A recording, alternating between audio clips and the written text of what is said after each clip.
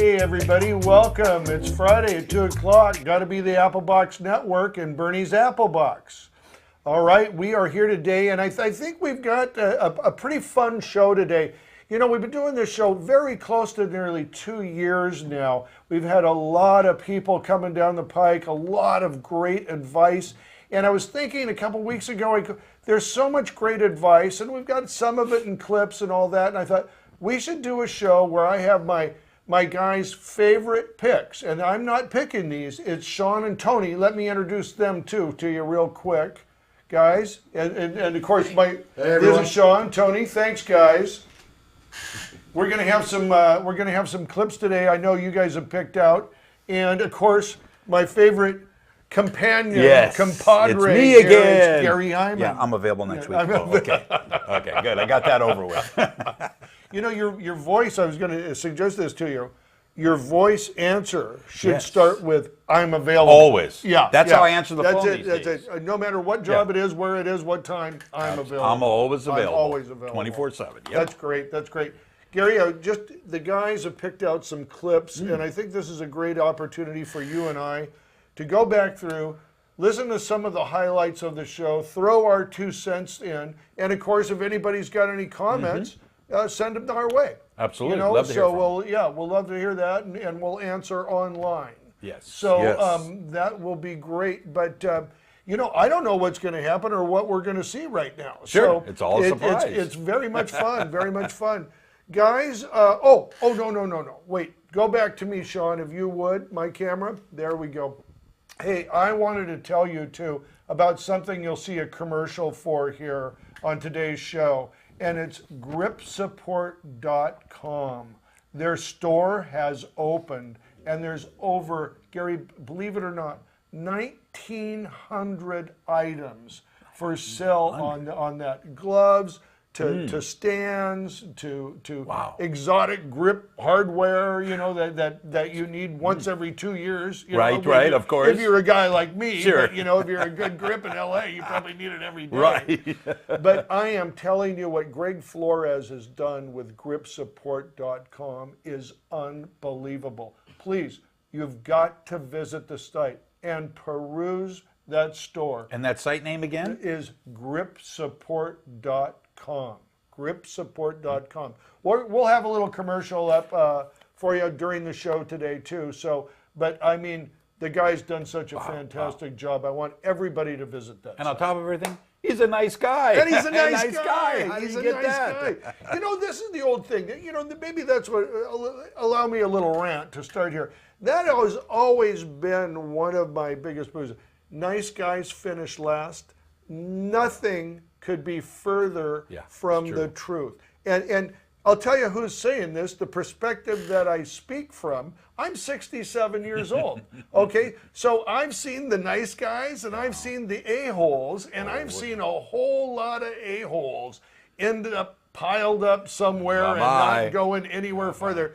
The nice guys, you know what I mean? We're still here. Well, you know what, here's the real trick to that, is the nice guys, they're pulling people in. They're making people successes. Absolutely. The a-holes, they need it all for themselves, you know? That's true. So, I mean, take my word for it. If you got a choice, err on the side of being a good, fair person. I think fair is one of the key words there too. Yeah. You know? I'd say let those a-holes go back to the used car lots where they belong. Let them go.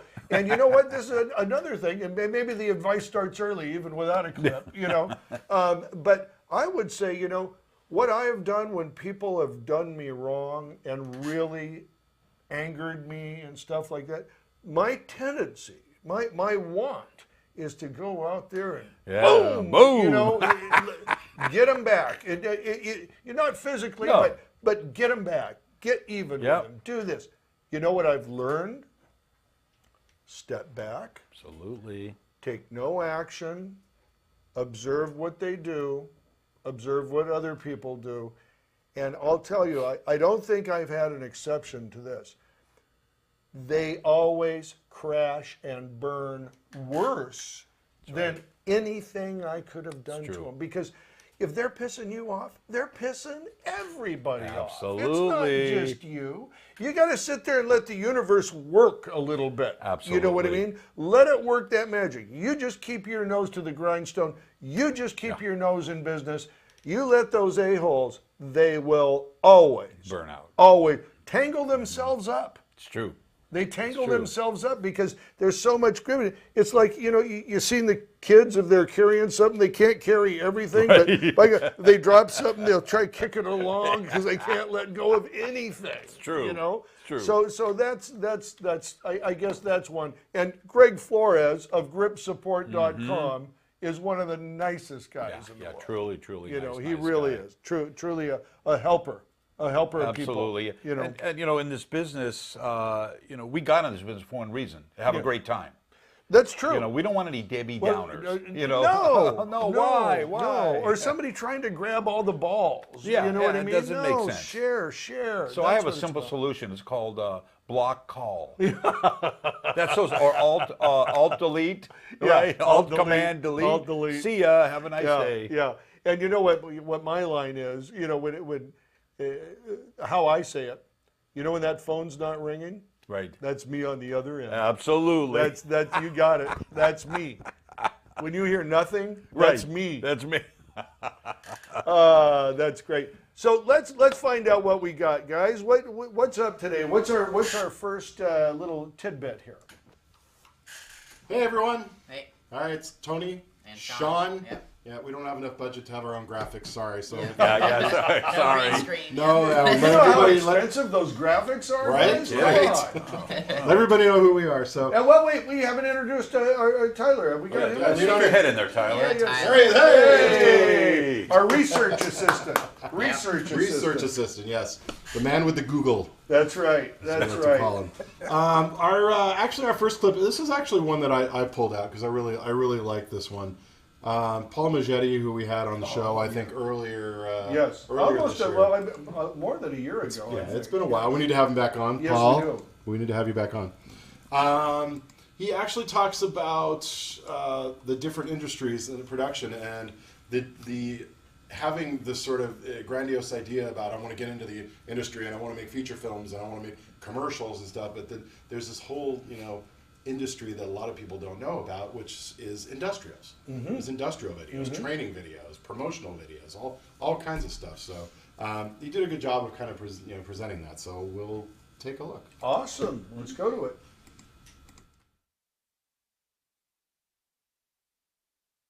So my degree was in theater and film. Okay. Right. So I was studying what I wanted to do for a living, and and I was fortunate enough to actually get to do what I loved and what I studied. But if you have a degree in anything, if it's in English, if it's in business or whatever, nobody tells you about the realities of trying to get a job. Yeah. They talk about the theory, they talk about philosophy, they talk about things that are good to know. Yes. But when I went to school, I was told, you want to work in film, you go to LA. You want to work in theater, you go to New York. Oh yeah. And that's there were it. two choices. Nobody said there was a thing out there called corporate television. Yeah. And I had no clue. When I got my job, I didn't know that job was even an option. And once I realized that there's an entire world of non-broadcast television that you can make a living and a career out of, I was like, this is cool. Well, you know what? I'll tell you. You bring up something that is so, and let me ask you what your feelings are on this, because a lot of people, I'm from Tacoma, Washington. That's where majority of friends are. Oh, what movies have you worked on? Right, That's right, what they right. always do. What Yeah. TV show have you been on? Yeah. Have you met a movie star? I mean, just that very typical surfacey stuff. Sure. And my answer is always to them. I go, I don't work TV shows. I've done a couple movies. Yeah. I've met a lot of celebrities. But I don't go out of my way to meet them. Right, and you're not bellying up to the bar with them going, hey, no, how's I'm it not, going, hey, George guy, Clooney, what a dude?" day on set. No, nothing like that. Yeah. And what I tell people, and I'd like your take on this, I usually use the ratio of for every 1 hour of entertainment made, there is at a minimum of 10 hours of informational training, documentary, video made, and I think it's much higher than a 1 to 10 ratio. I'd say it's maybe a 1 to 100 ratio. you know, give me your thoughts. And here you graduated from college and didn't even know it existed. Yeah. That's mind-boggling. Yeah, it's a silent market that nobody knows is out there Right. until, for some reason, you get the keys to the kingdom and you see, like, oh my gosh, I can do this. I can do this in a comfortable place. I mean, for me, I get to work directly with the clients, and most of the clients, I mean, they're all fantastic, but most of them have great trust in what I can do. Yes. And so it gives me and my team a ton of creative control, which I don't think I would get if I was working on a TV show, if I was working on a feature film, right? I mean, there's a handful of guys who You and I both know that's the absolute truth. Right. Yeah. And so creatively, as far as satisfaction goes, it's so nice because I can, you know, sit down and think creatively. What do I want to do? What's my concept here? What do I want to? How do I want to get the company's message to the company's audience? And I'm a conduit, and I want to just take, you know, I want to distill their ideas down to their cleanest and purest form, and then I want to make it as engaging as possible. Right. And when I come to them with the idea, they usually bite. I mean, they're very happy with what we have. Right. It might not be the finished product. It might now turn into a little session where we all talk. Sure. And their input makes my input better, and then I can hear their input, and we can build on top of it. Yes. And it becomes a very nice And community. get a better product out of the whole thing. Everything becomes refined. And I know, Paul, watching you work, because we've worked together so many times, I do know you bring that to the table. Yeah. And you know, that's one of the things that is so hugely important with our business, because the people that go to the top and then stay there are the people that care about every individual shoot. They're not just phoning it in. Right. They don't just have one piece of equipment they can bring and they need that and they go through. They're just like you. I've watched you in the field. I've watched you have problems doing something, thinking on the spot. You're taking all that information in and you're making a decision or a change that's consistent with the rest of the piece. Right. And there's a thought process.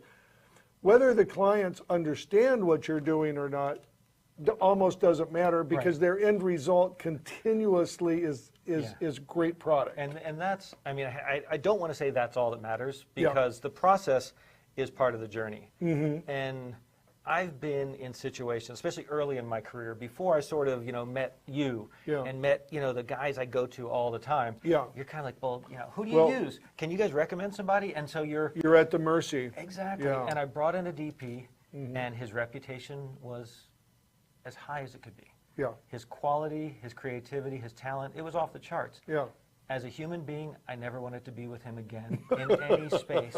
I mean, isn't that horrible? I've been with a few DPs like that. Exactly. Everything I asked him, and I was green. I was very new. Okay, and everything I said, can we do? He would look at me and go, no. And I would, no, and then silence. I'm like, he's not even coming up with like it's like an another option.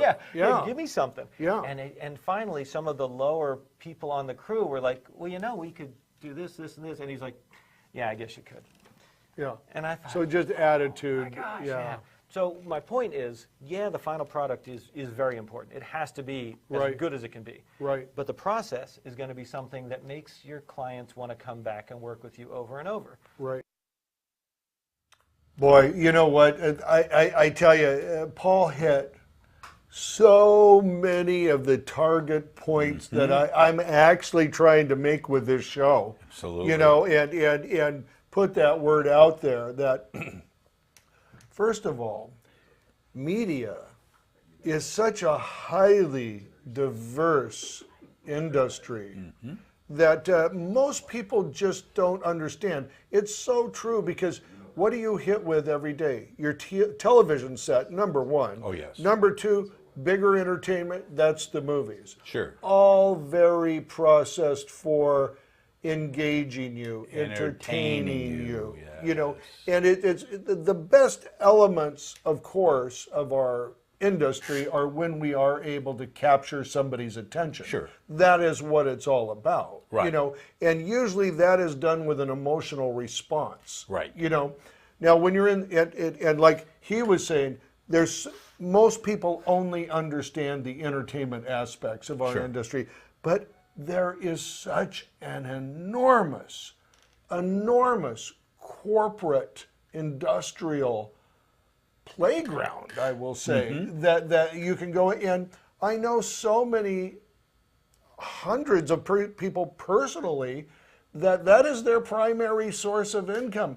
And for Paul to say, and I had forgotten that until I saw the clip, that he had graduated from college and stuff, and he didn't even, I mean, he was in media, and he didn't even know that. And I assume the reason he didn't know that is because even the teachers or professors didn't understand the context of our industry. The need in that industry. You know, Bern, I've worked on godzillion amounts of corporate videos, and a lot of the information they're trying to get across to the employees is dry material. Very dry. So how do you engage your employees to stick with the video and learn something from the video? And that's where we cross-blend the entertainment part of what we learned to do up in Broadcastville, I call it, and bring it into the corporate model. Yes, yes. And some of the producers that we work with in major corporations, they're in that little box, and they're afraid to step out of that box. They go, oh, boy, we can't be a little funny or we can't be a little dramatic about it. But that's the way we have to smooth out the road. Well, you know, the producers are controlled by the puppet master. Of course. You know what I mean? And where that puppet master views his place in the ecosystem of that information or giving or corporate industry, you know, that is what you're going to be limited to. But the reason, you know, not all movies are created. Some movies aren't as good as other movies. Of course. Some TV shows aren't as good as other TV shows. And it's usually about what sort of emotional response and how well they have hit that. Absolutely. You know, there is creative out there, but not all creatives are equal, you know. But you get somebody who really understands how to entertain people, and they can take the driest subject and make it interesting. Right, you know, visually stimulating, stimulating, edible to the brain. Yes, yes. And you know what? I went to Vid Summit last week. I was at Vid Summit, and you know, this wasn't actually a seminar that I went to check out, but I ultimately did. It was about the guy, a producer who makes very, very high creative content for advertisers, you know. And you'll know this one. I think even Greg Kendrick worked on it, but I'm not sure of that. The Squatty Potty. Have you seen that? Yes. The Squatty Potty. So this guy was the producer of the Squatty Potty, and he had other, you know, he showed other stuff that he had done, and it's all sort of in that vein. You know what I mean? A highly creative vein. It's not like the Squatty Potty, but it's a highly creative vein. He said that they have to demand from their clients so much autonomy that they lose most of the things they go after. Absolutely. Because they won't take it if you're going to have, they have to have final say on the creativity. That's just the way it works. Absolutely. You know? And when you can see something like the Squatty Potty, which is absolutely mind-blowing, you know? Yes. And how they work that for the subject.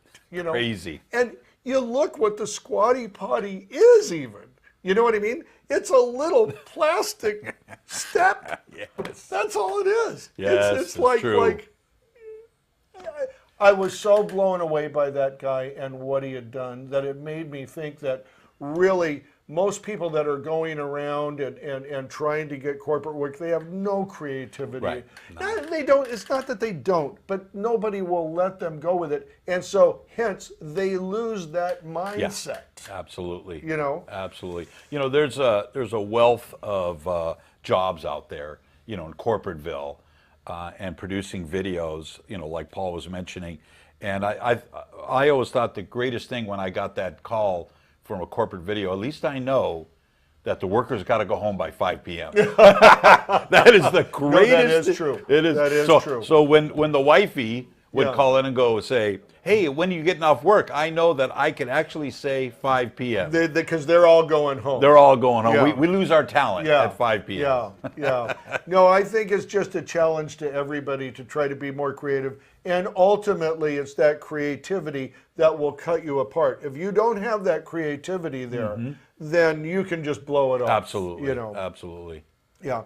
So I think we're going to a break right now, and we'll be right back. Hi, I'm Burnie. I own Burnie's Gripen Lighting, San Diego Gripen Lighting, and Los Angeles Gripen Lighting. You know, we pride ourselves on not only renting you the best equipment, but also giving you the best crews. And one of our core values here at Burnie's Gripen Lighting is that we give you the highest production value in the world. And remember, people used to say national, local. No, we present world-class production value on every set. We also know budgets are very tight these days, and you've got 10 hours to get what you need in the can. We move ahead, we move fast, and we know what you need. When you rent from Burnie's Gripen Lighting, you have a partner on your production for that day that is making sure you are well taken care of. So anytime you're in Southern California, give us a call at 714-609-3545, and we'll take very good care of you. See you on set.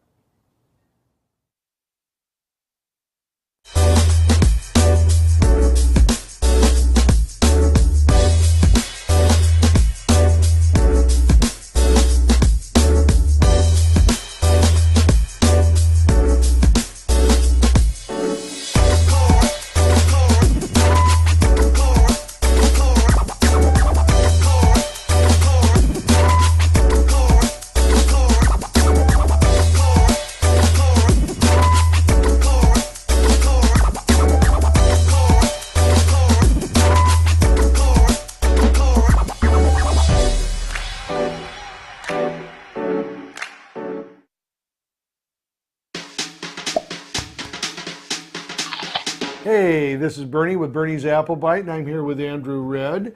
One question I have for Andrew is this. What advice would you give to someone who's in our business but wants to do another department? It can be very difficult to switch departments. To be totally honest, it's not the easiest thing to transition, especially the more ingrained you get. The longer you stay in the industry, the longer you keep building your network of, say you're a camera assistant.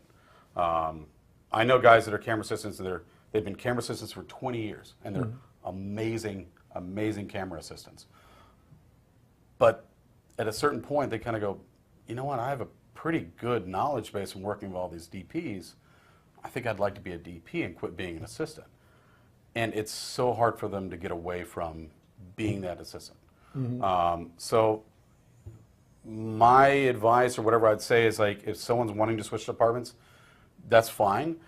Be prepared to probably be hungry. You know, you're going to want to kind of really tighten up your budget. But just go all in on it and do the best you can. Talk to people and say, look, I'm really trying to become a director now. So, you know, I appreciate you calling me all these years as a DP or as an editor or whatever it is. But, you know, from here on out, if you have some directing jobs, I'd really like an opportunity to do that. The other advice would be for people starting off is try to determine what you want to do as soon as possible. You know, if you want to be a gaffer, great, start going that direction. DP, director, producer, whatever it is, try to figure out early on in your career, as soon as you can, what you like, where your talents are, where your interests are, and start pushing that direction. Awesome. Thank you, Andrew. Thank you, Brandon. All right. Burnie's Applebite.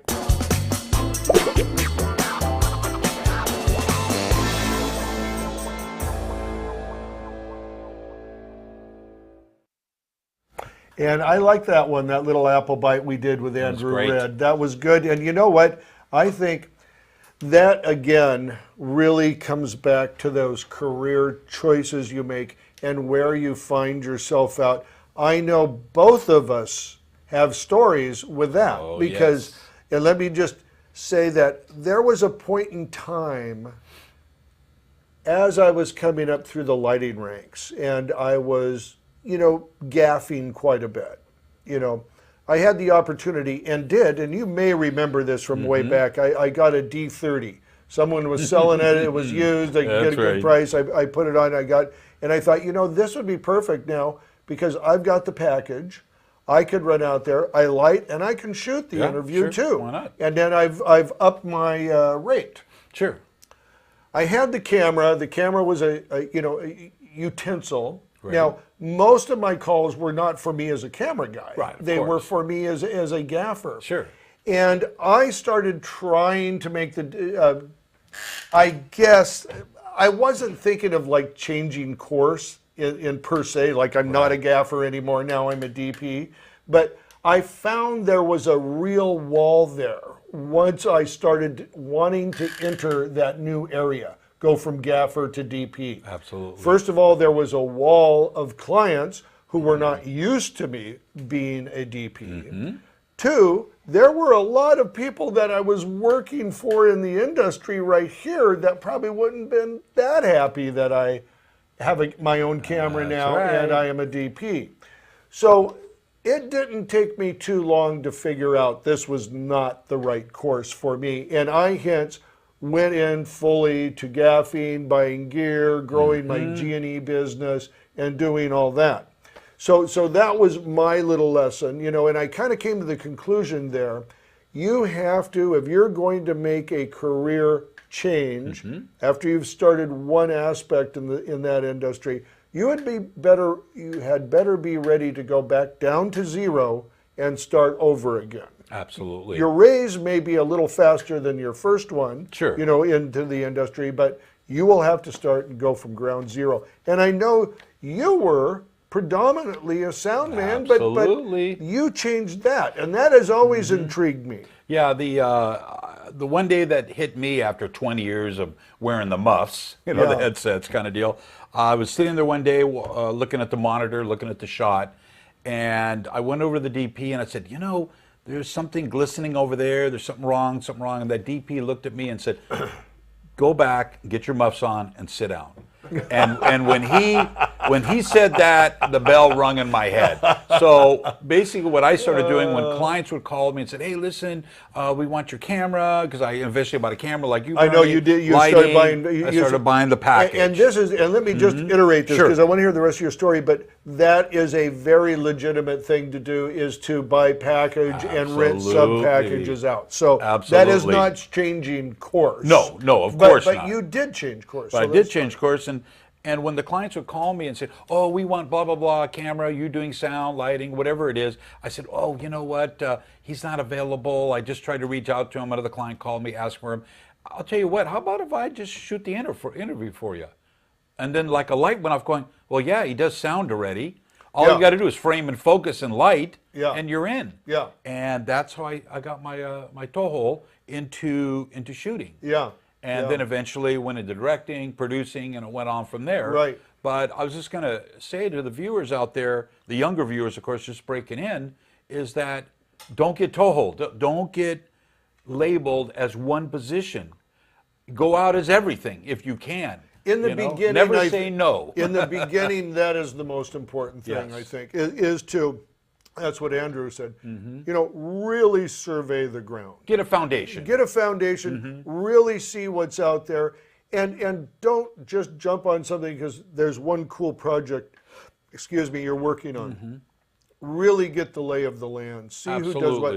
Because I'll tell you, and this is something that I'm also very big on reiterating, this is a business of personality types. Absolutely. And you have to know your own personality, what you can live with and what you can't. And believe me, the money will not make that much difference if you're unhappy. Absolutely. So it's very important. Go out there, find the lay of the land, find where you're at, and then excel there. Absolutely. Yeah, that's very true, Bernie. And the deal is that this business becomes your love. Yeah. And you gotta come off seeing what you're knowing and knowing what you're seeing and enjoy and be the man doing. And enjoy what you're doing. Yeah, absolutely. Yeah. Because if you hate it, it's just another problem. Then it's just like, problem. Oh, how do I solve that? How do I do this? So I think my point is that the longer you're in a set position as a grip, gaffer, camera, DP, the longer you're there, the harder it will be to get out of that. Just like you said, it will be tougher to get out of that. You're going to be up to your neck, and it's harder to dig out. And that's not to say if you don't, if you do have a goal as being part of another department, strategize, get out there. Absolutely. You have an advantage in this sense that you know the industry now. This is not you just raw coming up. but you can strategize your way in there. Maybe an opportunity just happens too. Absolutely. That can go Absolutely. on. That can go on. So, guys, what else have we got? What else have we got here? All right. We actually have another. You're going to introduce this one, actually. All right, Sean. Where I am humming and hawing. Step up. Step Hey, up. Sean, Sean's I want gonna to know step who up your for this hairstylist is. Oh, my hairstylist. Yeah, isn't it wave your hand through your hair.com or something? All right, that's enough. What's to next? learn. What's next? Enough rips. We want enough rips. Yeah, so this next clip is from Wade Cordts from Scene Snipers, and he talks about being available for jobs and getting booked on features versus commercials. So Great. should be a That's nice good. little one. Yeah. I'm just gonna play it on our end right here. All righty. Very You know, good. last Looking year I forward to worked it. basically just on feature films, just back to back to back all year last year. And with that, you have a lot more, prep work and a lot more, of that Yeah. knowledge to be able to Yes. prepare yourself. Yes. Now this year is mostly commercials. Okay. I've kind of gone back to where I was 2 years ago, and You prefer the commercials over feature work? I'm for the money of commercials. But Good answer. it's just when you can, it's a trade-off. A lot of guys, they are like, all right, I can either make $300 a day doing a feature, but I'm going to be working 6 days this week for a month. Right.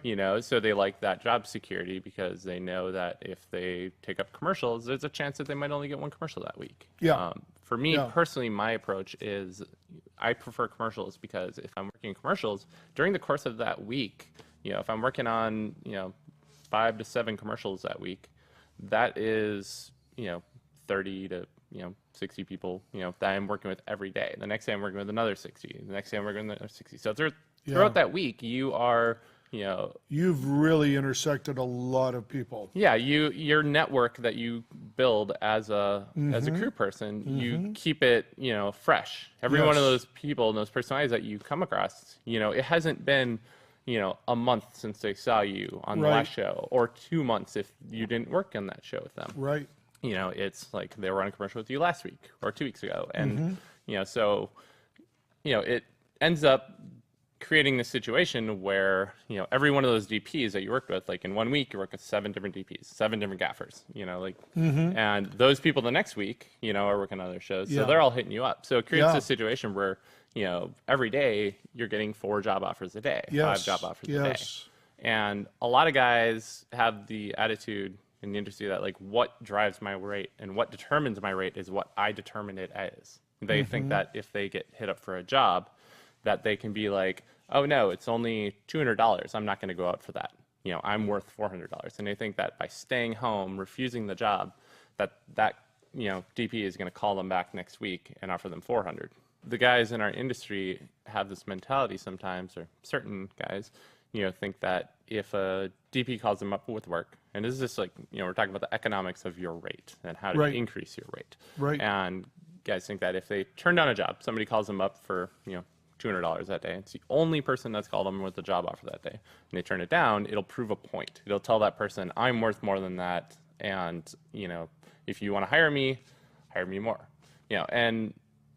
or offer me more. Sure. And the reality is that this is all business. Yeah. Like filmmaking is a business. The money isn't just, there isn't a money tree that the producers Nobody's can pluck bidding off on of. you like a fine piece of artwork. Yeah, at the end of the day, like, the DP has, $200 a day to offer for that job. And if you turn it down, like, he's just going to hire the next guy for $200 a day.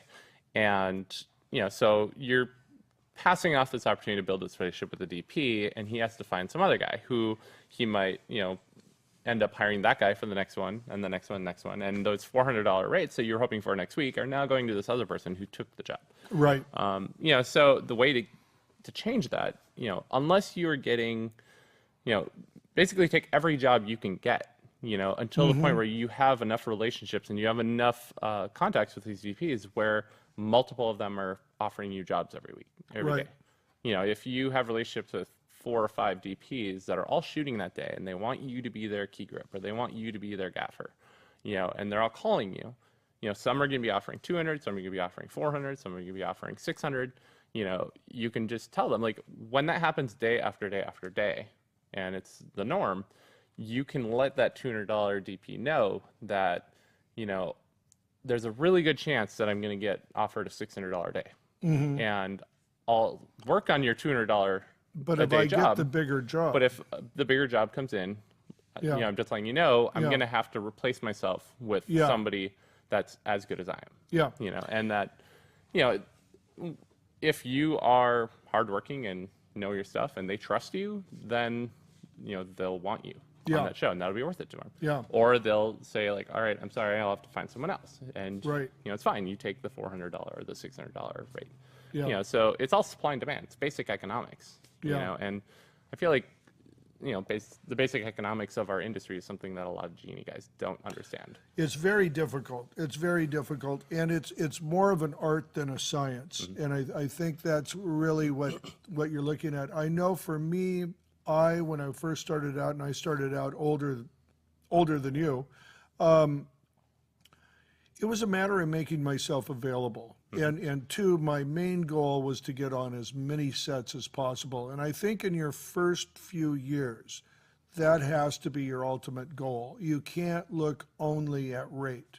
However, I do think there's a time, once your skill sets come up, and you do have a much wider footprint in the industry, then that's the time you can hold out for the higher rates. But if you're in the first, I'd say 1 to 5 years, it's probably much more important for you to get on set than it is to hold out for higher rate. Absolutely. I mean, you're going to get to this point where, it's worth it for you to turn down that $200 day. Not because you think you're worth more, it's because you want a day off. Yeah, It's because you want a day off. You weigh the options, and you're like, all right, $200 a day, or I can Or do have I a day off. do my 21st Do I actually day? sleep Yeah. for a full Yeah. 8 hours that night? Right, And right. spend time with the people that that I that love. love you, yeah, Yeah, you love, so- yeah.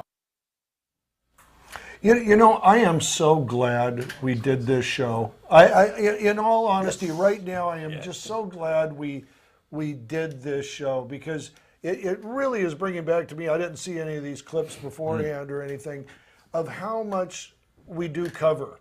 And valuable information. Coming from Wade Cordts like that, that is information that is tried and true. That is a guy who's been through it, who talks to people through it, and all the people that surround him have come up in that same way. There's very little I could add to the succinctness of what he said there. One thing though, I think that just maybe to reiterate, or something you have to be careful of, is the one thing that breaks my heart is I've seen Los Angeles turn into the lowball capital for film. And there are so many guys that are still out there working for $1.50 for a 12-hour day, or some other very unreasonable low wage, that they don't. And even the unions, there's a tier 1. Oh, yeah. That's down to about $180 or $18 an hour. And sure, I mean, you got to feed your family, $18. I totally get it. Yeah. But you know what? Your skill set is much more valuable than that once you've been in the industry for a few years and learned your thing. It is a very tough thing to transverse, or going around. But I will say this right now, and let me get your thoughts. Yeah, Jerry. Here's the deal. I've said this for years and years. Yeah. The last 5 years. There's a thing brewing in this industry where, in the old days, 20 years ago, it was maybe Long Beach State, USC, UCLA that offered film courses. Yeah. And that was it. Now Maybe there's New one York. at 7-Eleven.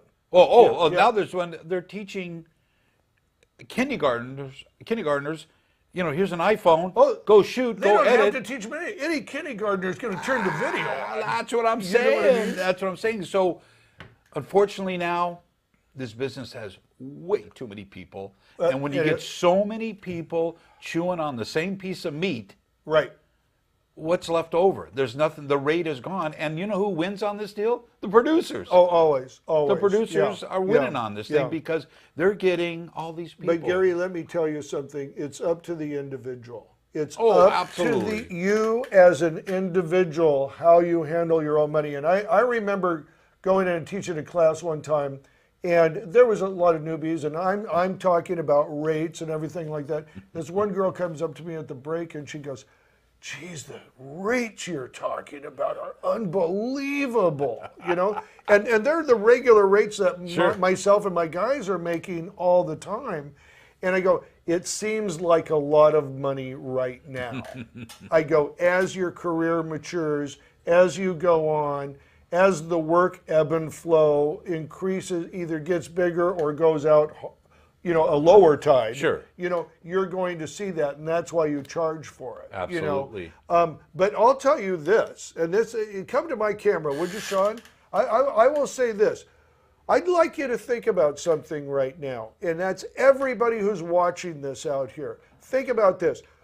The Federal Reserve has raised interest rates. Yes. We are at the lowest unemployment in probably 20 plus years right now. It's true. 3-something, I think. It's Yeah. at least in California. Let me tell you this. Let me tell you, listen to me right now.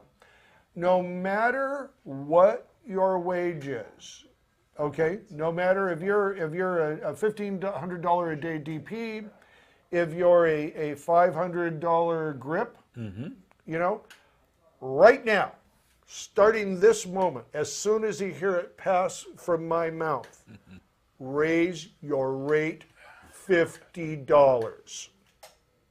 Raise, not you guys. Well, not you guys. Not you guys. Hell no. No, raise your rate $50. And I'll tell you why. Because as soon as you do that, and this is this has worked every time. I've been saying this for years. As soon as you do that, you make more money. Why? Because the first or second person who calls you and you quote them $50 more than they've been paying you, okay, I'm calling him back. Right. I called him when I didn't know him at that lower rate. Now I know what he can produce. I'm going to pay the higher rate. Absolutely. You know? And you do that. And don't be afraid to turn a person down for a job that won't pay you the other 50. Get rid of them. There's somebody else that will pay you that. Yeah, yeah, and I want to say too, it works out two ways. Yeah. You make more money, and guess what? You're going to gain more respect in Oh. this business.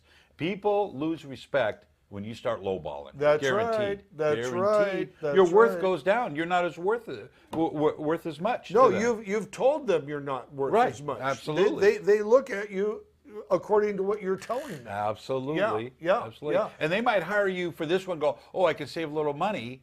But the next one, they go, well, he only worked for $250 and I didn't get the material I Well, wanted. and here's another thing. When that producer gets the real budget, right? Are they going to hire you? No, they're not going to hire you at all. They're going to hire that high price spread guy who's Absolutely. $600 because that's the big show they want. That's right. Right? That's Right? right. It's always that saying that, hey, work for me low on this one, and I'll get you on my bigger show. Oh, That's the most famous saying in this business. You know my answer to that, don't you?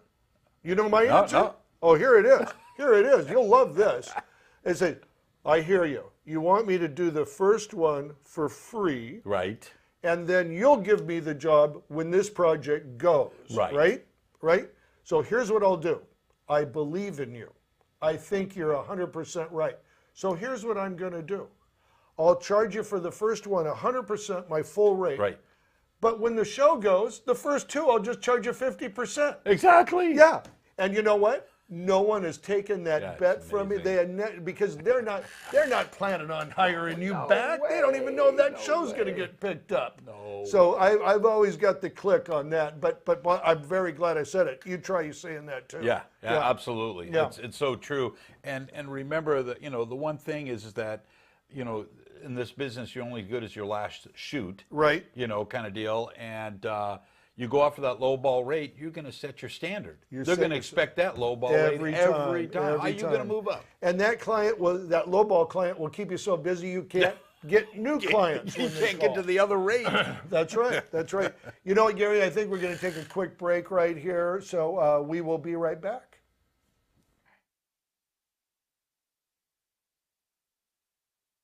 Burnie's workshop is fantastic. Burnie's workshop is awesome. Burnie's workshop is insightful. Burnie, in one word, passionate maybe. You can tell he really cares a lot. Burnie is a badass. He's a great teacher. He has great stories, and I would recommend this to anyone. Not only someone like me who's starting day one, but I feel that in any profession, as you sharpen your sword, it always gets sharper. I think the best thing about this is the access to understanding how to run your business, how to actually be in this filmmaking industry and make money at it. Coming to this workshop, I think, is what actually gets you the tools to understand how to do that, how to get out there and sell yourself. I thought that was really cool. I thought, he knows all the tricks in the book, and he knows how to show that to us and actually demonstrate it so we actually know what he's talking about. I really like the hands-on experience. That's something that you don't find a lot. That's something you have to go on set a lot to just appreciate. I know this is lighting seminar, but it's not only talk about lightings. He also share his business experience, personal experience, and guide us to what we should do, what kind of personality we should have in this business. His stories, I think that kind of say everything in a few example stories that he gives out from time to time. I would recommend this workshop to anybody who just brand into the industry, people who just don't know the swing of it. A lot of this stuff they don't teach you in film school. I deal with a lot of freelancers every day, a lot of peers that I went to school with, a lot of professionals in the field, and they all need to take this class because it puts you on the next level, on the next playing field. Burnie's a great guy. Burnie's really authentic. Like everything he learns, everything he teaches, the way he handles himself, the way he deals with other people, he's a one-of-a-kind guy. Someone I've never come across before in the industry, and someone I hope to emulate and hope that there are more people like him out there that can help.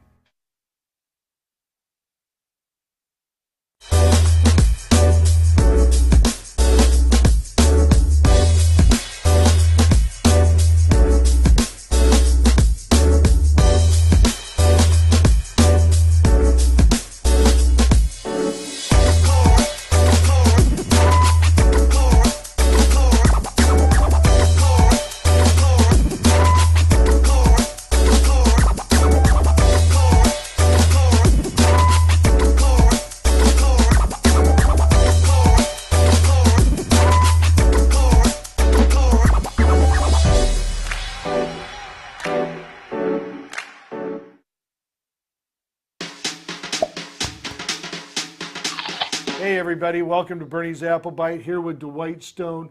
Dwight, you've made the journey. What is the best way and what should someone do who's moving out to Los Angeles to get into the production business? Burnie, the first thing you should actually do is before you move out here, I recommend saving up enough money to live on for a year. It's a lot of money, but that will allow you to start at the bottom, which is where you're going to be.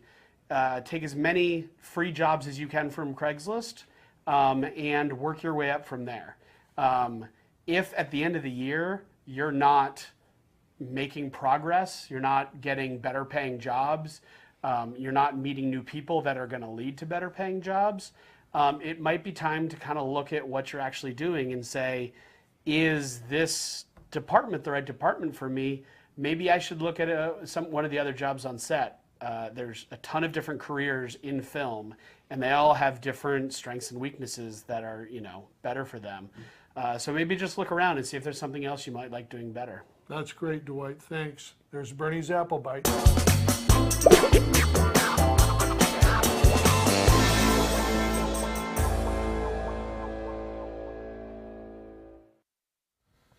And we're back. Woo! Yeah, that was good to see Dwight Stone.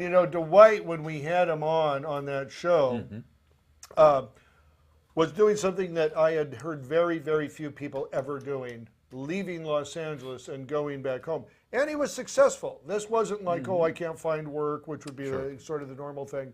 Well, I just saw on his Facebook a few months 6 months or so, I think it's not as exciting as LA being in the Gripen. No. So I think Dwight is back with us now in LA. But he really brings up a good point. And Gary, I know this is something that you've been asked a million times, as have I, what's it like to move out to LA?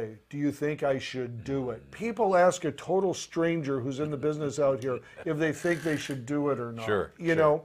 And I usually recount my answer this way, is that, you know, you may not,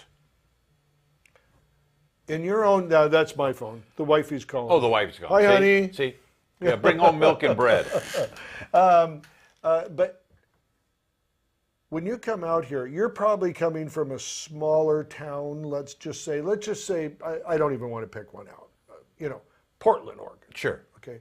So you've got a pretty insular media group there. In other words, all the production companies know all the DPs. Absolutely. All the DPs know all the gaffers and the crew that goes with it. It's pretty tight. Now, to be an outsider in that place, in that group, it is going to take a lot of time and effort to penetrate. You know, I tell people this. When you come down to LA, this is an active industry that is sucking people up. Oh, yeah. You know, if you come down here, you're going to get some work. You're going to, you know, the things that Wade, we just saw before too, is talking about how to get on set. You know, Dwight says get on Craigslist, do freebies until you get on. Yes. Which is, if you're not getting paid, you need to meet people on set to get on set. And that is, I think, some of the things, that's what I tell people when they ask me, should I? You know what I mean? You're in a much bigger market. You're in a market that needs people. You know, I know when I started out and I was totally, you know, $40 or $50 a day PA, you know, look, I worked as a PA, I worked as a grip sometimes, I worked as an extra sometimes in Hollywood. I kept the dollars coming in and I kept getting on set. Even the big jobs, even at working as an extra, I got up to go see how big movies were put together, how big crowds were operating. Something that you don't see in our side of the industry. It's much smaller. So that was really, really invaluable. You know, Bern, here's the deal. Working and doing a lot of corporate videos, like we talked about before, I get a lot of executives, you know, after we interview them and we're wrapping, they'd come over to me and go, you know, my son is back in Indiana. He's thinking about coming out here. What do you suggest? I get that so much. And I suggest the way I did it is, you know, have them move back home, or they're going to come back because they don't have a job yet. Right. And in your local city, you have a cable you know, company that supplies videos for the city. Right. And that's how I cut my teeth. Yeah. You know, I was over in Lakewood and I joined them, and sometimes they actually do pay per hour. It's pretty low. Right. But guess what? I did a few of those Lakewood gigs, But once I got into the city, I started networking. Yeah. Hey, well, what do you do? Oh, yeah, I have a gig up in L.A. Yes. Oh, can I come along? Boom, boom, boom. Yep. And then your network grows bigger and bigger, and that's how I launched myself. That is exactly it, Gary. That's one of the easiest ways to get in. And you cannot be the faint of heart when you're going out there meeting people. You have to ask that, can I go with you? Can I tag along? Do you need Can I shadow you? Another hand for you know, some money? Yeah, you know, absolutely. Any of those things is going to really, really help you. Got to get your feet wet. You some way, somehow. You got to. And you know, everybody, look, LA, even to me, and I was born here, lived here till I was 10, went up to the Northwest, moved back when I was like 39. Sure. You know what I mean? LA is intimidating to Already. everyone. LA is a big place. Don't think that everybody out here has it figured out. You have your little slice of the pie figured out, you know. But I will tell you something, and this is probably more important than anything else when you're in LA. When I was back home, and a lot of people tell me this, when they're at their home, they're coming with new ideas and going, hey, should we try this? Oh, no, that's not the way we do it. Or, hey, would this work? No, we're not going to try that. You get down here to LA, Southern California, you're in a region of the world, not just the country. You're in a region of the world.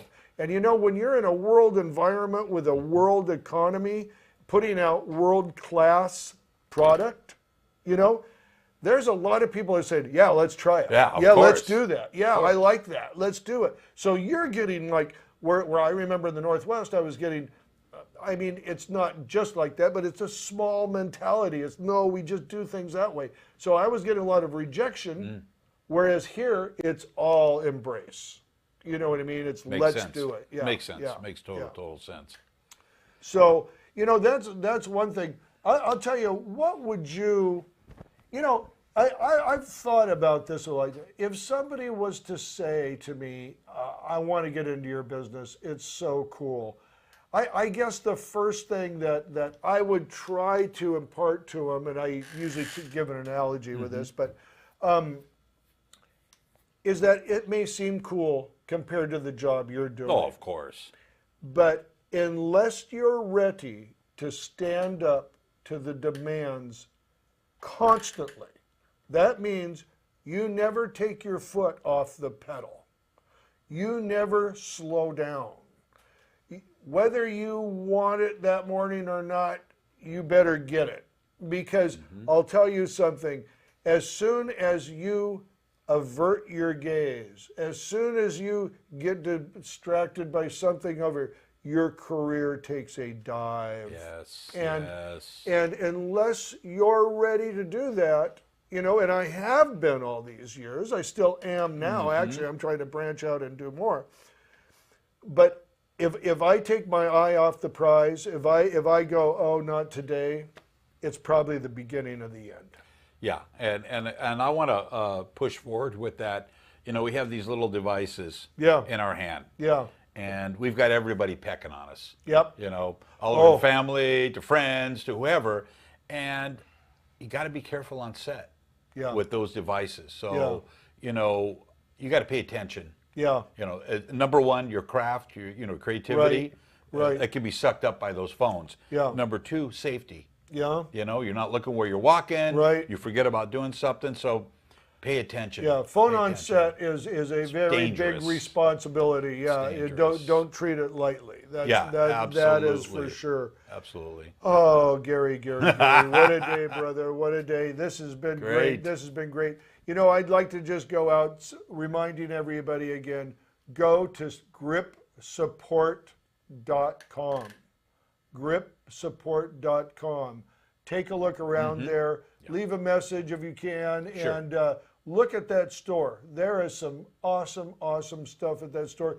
And you know, Grip Support as well is a worldwide support, a reference, you know, guide for grip throughout the world. It's great. Yeah, it's great. Yeah, great it's source. really, really great. It's really great. But that's it for today, everybody. So we'll see you next Friday at 2 o'clock. Still available. Burnie's Applebox. All right, care. bye-bye. Thank you, buddy. Anytime, Bert. Cut. That's a wrap.